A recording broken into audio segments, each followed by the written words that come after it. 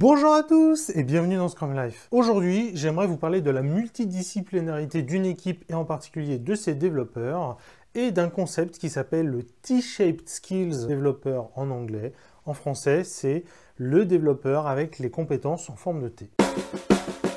Pourquoi en forme de T? Mettons sur une ligne l'ensemble des compétences dans l'équipe. Prenons un membre de cette équipe et notons sur cette ligne ses compétences. Dans une constitution d'équipe assez classique, on va constater qu'il est un expert sur un sujet et plutôt un néophyte sur tous les autres. Est-ce que c'est bien ou est-ce que c'est mal? En soi, d'avoir un expert, c'est très bien, hein. Il va dépoter, comme on dit, voilà, il va être très performant, ça c'est bien. Bon, c'est un petit changement, je change ça là, je vérifie, tout le test y passe, git push, je publie, je redéploie, et voilà, c'est en prod. Mais c'est aussi une moins bonne chose d'avoir ce genre de profil-là, lorsque par exemple, il faut donner un coup de main à ses collègues dans l'équipe, ou tout simplement, lorsqu'il y a une absence imprévue, toute la machine se bloque. Et Bob, il s'est cassé la jambe, mais ça va le faire quand même niveau sprint. Moi franchement, il n'y a pas de souci, on peut dégager du user stories si ça permet de quand même tenir l'objectif d'itération. Le truc, c'est que là, c'est du back-end. Il n'y a que Bob qui gère le back-end. Mais le mieux, franchement, ce serait d'attendre qu'il revienne, parce que là...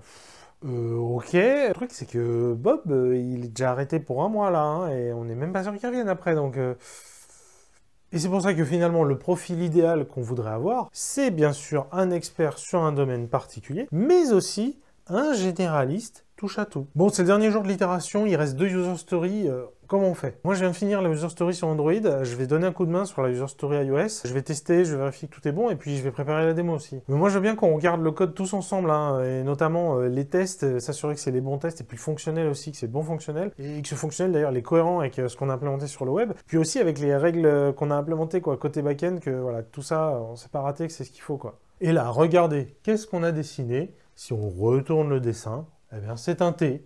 Voilà, c'est de là que vient le nom de ce concept de T-Shaped Skills, de compétences en forme de T. Ce concept est au cœur de la feature team de l'équipe multidisciplinaire qui prend en charge un besoin de bout en bout. Si l'équipe n'est composée que d'experts, incapables de toucher à tout, on va avoir plusieurs problèmes. Un premier problème que je viens d'évoquer, si on n'a pas un minimum de redondance de compétences dans l'équipe, le jour où il y a une absence, un imprévu, tout se bloque. Et un deuxième problème sera sur la flexibilité de l'équipe concernant le type de travail qu'elle peut prendre. Si chaque membre de l'équipe ne peut toucher qu'à certaines tâches, ça veut dire qu'il va falloir charger très précisément chacun de ses membres. Inévitablement, un jour ou l'autre, on va avoir plus de travail sur une plateforme ou une autre, un élément qui va demander beaucoup plus de tests que d'habitude. Ça tombe jamais pile poil exactement sur la charge de tout le monde. Salut, alors comment ça se passe ce découpage en tâches techniques? On est bon pour partir sur le périmètre qu'on imaginait prendre tout à l'heure? Justement, il faut qu'on en parle, hein. On a détaillé là toutes les US et en fait c'est essentiellement du travail de back-end. Du coup, si on part comme ça, globalement Bob il va être complètement sous l'eau et puis nous à côté, on va se tourner les pouces quoi. Faudrait prendre d'autres US quoi, tu vois, des US avec essentiellement du front-end. Comme ça Bob il pourrait quand même avancer sur ces US back-end qui sont quand même les plus prioritaires. Ouais, ok, ouais, j'ai trouvé ces petites US là, qui traînent depuis longtemps, qui sont au fond du backlog. Pas beaucoup de valeur, mais effectivement, c'est que du front-end. Il y a aussi quelle dynamique on veut voir dans cette équipe. On a envie que toute l'équipe fasse front ensemble, qu'il y ait une vraie synergie qui se crée. On a 2 heures de la revue d'itération, il y a un méga bug qui vient d'arriver, on ne sait pas ce que c'est. Bob, il a fond dessus, il n'a pas la moindre idée de ce que c'est. On ne sait pas quoi faire là. Mais ouais, on est déjà dessus, hein. Moi je suis en train d'essayer sur plein de devices différents pour voir si ça joue sur le bug. Moi je suis en train d'analyser les logs pour essayer de mieux comprendre le flow de données. Stop, arrêtez tout, j'ai trouvé. C'est dans la nouvelle version de Chrome, ils ont changé un truc dans la gestion des cookies et du coup ça joue... Si les membres de l'équipe n'ont pas déjà ce profil d'expert généraliste, comment le développer? Tout va commencer par les séances de backlog grooming, backlog refinement, en s'intéressant aux user stories, au travail des autres. Plus fort encore, les estimations. Se forcer à donner des estimations sur les éléments qu'on maîtrise le moins et risquer de se planter et d'apprendre. Et oui, et bien sûr, vous allez dire des bêtises, et c'est parfait. On va vous expliquer et vous apprendrez. Voilà pour la première story, je vous laisse estimer. 5. Moi j'ai mis 2. Pourquoi 5? Ça m'a l'air facile. Est-ce que tu as bien pensé aux accès concurrents? Si, mais c'est pas déjà géré dans le framework? Ah ok, ouais, je vois comment tu as vu les choses. Cette techno-là, c'est assez différent de ce que tu as l'habitude. On gère les threads nous-mêmes, on gère la concurrence et qu'on va super gaffe à tout ça. Du coup, on en parle après, hein. Je te montrerai tout ça, hein, t'inquiète. Et si vous n'osez pas prendre cette posture Bien, posez-vous la question, et les développeurs juniors qui sortent de l'école, qui rejoignent tout juste votre entreprise, votre équipe, comment ils font? Bah moi, la user story, ce sera pas un 1, franchement? Ah bah non, c'est pas un. Attends, il faut faire tout le modèle de données, là.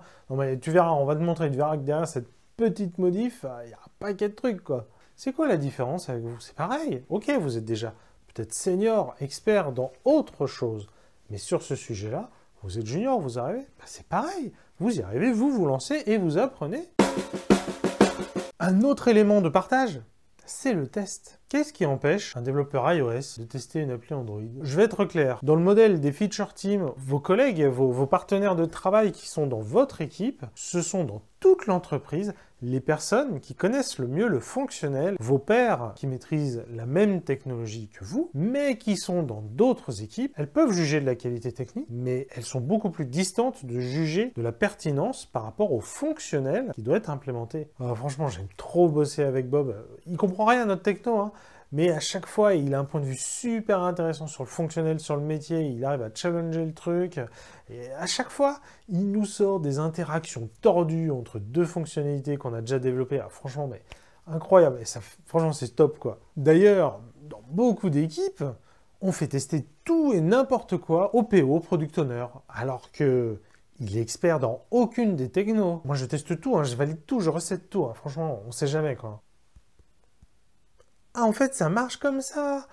Ah, les use cases à la con. Ah non, mais, ouais, mais c'est clair, il faut les connaître, hein, franchement. Mais c'est vraiment en l'utilisant qu'on se rend compte, sinon c'est pas possible de les maîtriser, quoi. Et enfin, je voudrais aussi vous faire remarquer que tester, c'est souvent une grosse partie de l'effort de n'importe quel développement. Ouais, bah avant de finir la planification d'itération, on a fait le découpage en tâches techniques, hein, comme d'habitude. Et pour cette user story, en fait, en plus de faire le développement, bien sûr, il faudra vérifier, s'assurer que ça s'intègre bien avec tous les autres modules, parce qu'il y a pas mal d'interactions. Il faudra faire tout le jeu de test. Il faudra aussi challenger la pertinence du comportement qu'on imagine pour l'instant, quoi. Faire des tests explorateurs, du coup. Et clairement, cette user story-là, quoi, c'est surtout un gros paquet de tests. Rien que soulager de l'effort de test, c'est déjà apporter beaucoup de flexibilité dans l'équipe.